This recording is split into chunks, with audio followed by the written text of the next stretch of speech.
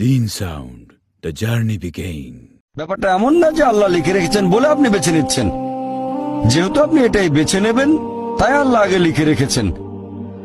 এখানে পছন্দ আপনার, তবে আল্লাহ আপনার পছন্দ জানেন। যেমন ধরেন একটা রাস্তার মোড়ে আসলেন, সামনে 5টা রাস্তা, রোড নাম্বার 1, 2, 3, 4, 5।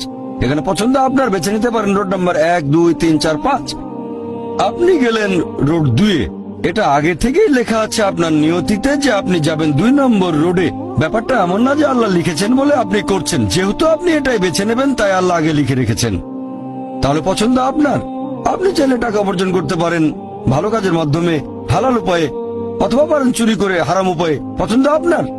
ধরেন চুরি করলেন, এটা আপনার সিদ্ধান্ত। তবে আল্লাহ আগে থেকে জানেন যে এই লোকটা সহজে টাকা পেতে চায়, তাই চুরি করবে। তাই আল্লাহ আগে লিখে রেখেছেন যে এই লোকটা 25 বছর বয়সে চুরি করবে।